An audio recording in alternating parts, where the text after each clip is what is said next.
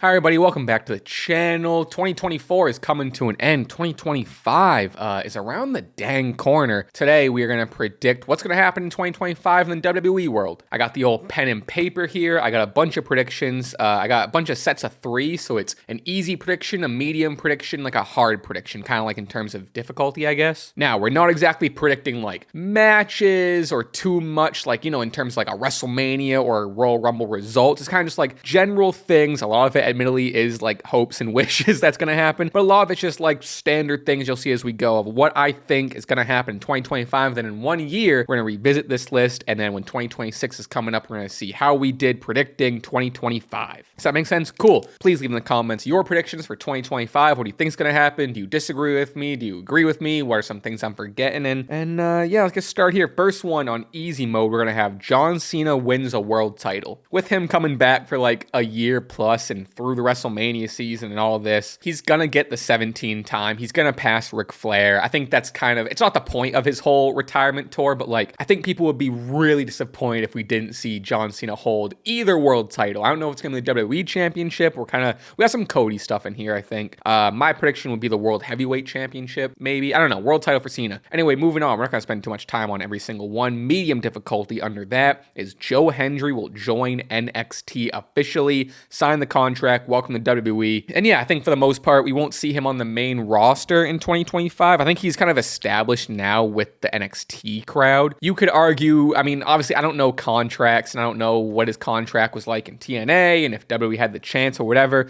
You could argue maybe the ship has sailed or will keep sailing. I don't know. I really do think we're going to see Joe Hendry make that official leap to NXT, though. All right, hard difficulty. We got another world title guess. Kairi Sane will touch a world title. Not the new women's US, not the new women's IC. All respect to those are great. But Kairi Sane deserves the world title. Who's she going to face? Don't know. Where it's going to be? Don't know. Don't care. Kairi Sane, still with Damage Control or broken up. I don't know. Maybe they'll break up. I guess like further in-depth predictions would be like Damage Control breaks up, and I don't know. Maybe that's a prediction. I don't know. Kairi Sane, world title win. All right, back to easy mode. I think we're going to get a heel New Day versus face Usos. First of all, these two teams have some of the best chemistry, as we've seen, of two teams, period. Throughout their really like fun and competitive history, obviously we've always got like Usos, whether they're full heel or leaning heel, but either way, it'd always be New Day, super face. Now we're getting that New Day heel. I think it'd be really interesting to revisit that feud, revisit those matches, and they put on something crazy in 2025. Medium difficulty. This one, I don't know. This one I guess could be an easy, but I think it's gonna happen, but to what extent? It's gonna be that The Rock wrestles. I guess I'm gonna add The Rock wrestles a singles match is what I'm going to add. Because I think the whole prediction is like, or the whole thought is that we're going to get Rock and Roman or Rock and Cody at WrestleMania or leading into there. I don't know. We haven't seen Rock. He kind of just like appeared that one time and then we haven't seen him. I don't know. I'm even hearing now there's Goldberg stuff, which I saw that before I made this list. So Goldberg isn't on here, but I don't know what that had to do with anything. But either way, I think The Rock's going to wrestle a singles match. Probably won't be until WrestleMania. It'll probably be Roman Reigns. I do really want Rock and Cody straight up though. But yeah, I don't know, medium difficulty. Hard difficulty, another world title win. I promise there's like other stuff other than just like world title wins. Sami Zayn will win a world title. I think he's going to fall behind Kevin. This isn't like a Kevin prediction, but first of all, I don't think Kevin's winning the world title. I would love it if he wins the world title at Saturday night's main event. I do think Kevin Owens will win a world title. Oh, I hope he does win a world title in 2025. But ultimately, Sami Zayn, one who's never won the world title, just had a pretty good IC title run. I think he deserves a world title run, especially since we're seeing him like be so in the main event scene with like the Seth Rollins and Drews and the Punks as of recent. It really tells me he's getting prepped and ready and proving himself that he can hold a world title. Next, easy mode, the likes of Julia, Stephanie, Cora Jade, sorry, I can't remember my own handwriting, and Roxanne Perez will get the call up to the main roster. That one feels inevitable. I mean, I could have just put Roxanne as like the real, easy one and done. Roxanne's next to get called up. I think Cora won't follow too far behind her, maybe as the team. I don't know. Julie and Stephanie are going to run NXT for the year, but I think they're so like, I don't know. To me, they've kind of graduated or will graduate soon from the NXT stuff, just given their stardom, no pun intended. I guess part of that prediction too. Julia's facing or has a Roxanne match coming up for the title. I think that might be when Roxanne loses it. Either way, Stephanie and Julia will both touch the NXT World title, but I think all four of those women, 2025, we're going to see them get called up. Not all together. We'll probably see most of them in the Royal Rumble, to be honest with you. But that's my thinking. That's my easy mode. Medium difficulty, Lucha Brothers will win the tag team titles in their first month, very similar to Motor City Machine Guns. I don't know. We're not going to talk about it, but what's going on with this whole Ray Fenix stuff, the contract stuff, the injury times added. We don't know what's going to happen. Apparently Penta's contract is already up and ready to go. Who knows? They will eventually sign with WWE in 2025. We just don't know when. Unless somehow stuff gets really scrambled and we don't see it until 2026. I don't know. Regardless, they're destined for the tag titles. Oh, now I'm thinking Lucha Bros versus Street Profits, Lucha Bros versus Morrissey Machine Guns, Lucha Bros versus DIY. The list goes on. Lucha Bros versus Usos, Lucha Bros versus New Day. That's exciting. Yeah, they're winning tag team gold in their first month. Hard difficulty. This one's more of a hope. I think the Speed Championship is going to end. I'm curious what the benefits are for them with it. Like, is it banging on Twitter? Do they get a decent amount of revenue? Or is it easy to just like fill the pre-show, for a live audience? I don't know. I think it should end. Who cares? Or I guess the other half of it, this won't count toward like, a point for it or whatever you want to say, but put the thing on TV. We haven't seen, I think Braun Breaker had it or Andrade had it or they both had it. We didn't see it on TV. Who cares? End it. Hard difficulties. I don't think they're going to do it. Easy mode, Jordan Grace will join the WWE. I think she's going to skip or should skip right over NXT main roster. We saw her in the Royal Rumble. She'll probably appear again. Again, I don't know her contract stuff. So like for all I know, she could have like a 3-year contract with TNA and this doesn't make any sense. But go on the assumption that she is able to sign. I think she will sign with WWE. Medium difficulty. We've heard rumors of this forever. It's been rumors or speculation, whatever you want to call it. Hook and Ricky Starks will jump ship to the WWE. Ricky Starks, I don't know what's going on with Ricky Starks. He's kind of seemed like the inevitable. He's buddies with Cody. I don't know if it's contract stuff similar to Ray. Who knows? I do not. But he's destined for the WWE. Hook has also been like, he's so like, they both should probably be in NXT, but like Hook is so like young NXT. I think he'd thrive there. Hard difficulty. We're predicting Money in the Bank winners, even though I said I wasn't really predicting matches, but who cares? Dominic Mysterio will win the men's Money in the Bank match, and Katana Chance will win the women's Money in the Bank match. Dom Mysterio, I mean, he's up for a Stashy Award for most improved. I think he's up for like Wrestler of the Year and Most Improved. He's up for a couple. He's been the hottest heel for, at this point, a year plus, the past 2 years, if you want to say that. I think giving him the Money in the Bank briefcase, him being all cocky, who knows what's going to happen with the Judgment Day. Him and Liv will probably stay together for the foreseeable future. Well, not foreseeable future, for like a little bit, probably. But I don't know. I think, do I have that Dom's going to win a world title on here? I think I do. I think later on, if I don't, I'll say it now. I think Dom needs to win. Oh, I don't have it.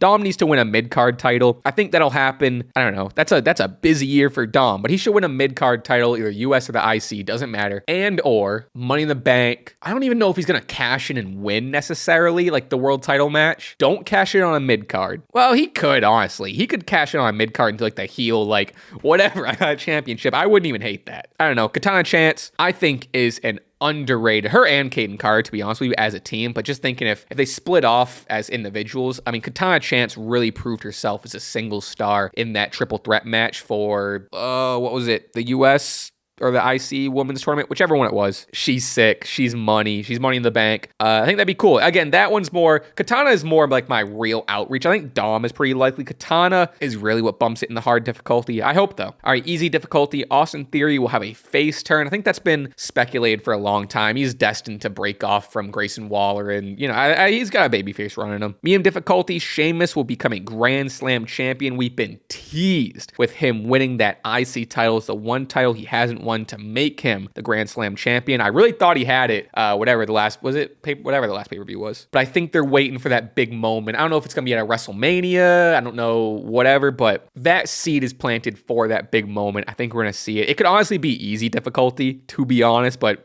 It's in medium. Hard difficulty. I think Pete Dunne's leaving for AEW. He got his name back. He's Pete Dunne. He's not Butch now, but I don't know. Again, this one's just a prediction, throwing stuff at the wall to like have variation. Other than this, it would just all be so-and-so wins a world title, so-and-so wins a world title. But I was looking at the roster and I was trying to pick like who currently active could I see jump and ship to AEW. So I wanted to have one of those picks. Pete Dunne stood out. I don't know. I think his style would really flourish there. That's my pick. We'll see in a year. Who knows? Again, contract stuff. This could all be so void. All right, a couple more batches here. Alexa Bliss will join the Wyatt Six as Sister Abigail. We don't really know if Nikki Cross, is it confirmed? I don't know if it's confirmed. To my knowledge, it's not confirmed if Nikki Cross is truly Sister Abigail or Abby the Witch. But either way, there's like untold stuff with Alexa Bliss when she returns about her being Sister Abigail. She can carry on some Bray stuff. It'll give some nice storytelling to Bo's Uncle Howdy. There's a lot they can do there. I think they'll revisit it. I don't know about right away. Maybe she'll get corrupted. Who knows? But either way, Alexa Bliss joins Wyatt 6. Medium difficulty. I don't know. All right, Alexa could be medium. This one could be hard. Cody loses the title. In 2025, Cody Rhodes is going to lose the WWE Championship. He'll probably win it back in the same year. Who knows? Don't know why I don't have this in hard difficulty. I don't think he's losing it at WrestleMania, but he's gonna have it for most of the year, but I think we're gonna see him lose it to keep things interesting. Hard difficulty. I don't really see this happening, but it's a prediction. I think we're gonna get one last Hardy Boys run. Do I even necessarily want to see it? Debatable. But I'm a sucker for nostalgia. I'm a sucker for the Hardys. They're doing their thing in TNA now. They just want to set a tag team gold. And this is heavy on if they're both looking to retire and have one more like final retirement run, a la John Cena. This honestly could be a 2026 thing now I'm thinking about it, but one last Hardys run in 2025. Who cares? Give it to me. Last batch, easy mode. Andrade will win a mid-card title. We've been teasing it. He's well-deserved. That's that. I don't know. Medium difficulty. Pretty Deadly will get a proper push. God, I love Pretty Deadly. They're so talented. They're so funny. They're so charismatic. I don't know why they don't get used more. And when they do get used these days, they kind of become jobbers, or it's a reason to have a match to have a disqualification and it not mean anything. Result-wise. But man, they're good. I don't see them jumping ship to AEW necessarily, but do they get brought down to NXT again? Maybe. I don't know. As the tag team division, especially on SmackDown, is getting revitalized with Morrissey Machine Guns and DIY turn heel, we'll eventually see the Lucha Bros come in. I think it's time to give Pretty Deadly that spotlight. I really do. All right, hard difficulty. We're predicting Queen and King of the Ring. I think Roxanne Perez is going to be Queen of the Ring. I think she's perfect for it. I don't think she's going to win a world title like right off the bat when she debuts on the main roster. So I think I'm also getting my timelines wrong. I feel like Queen King of the Ring is in the later half of the year.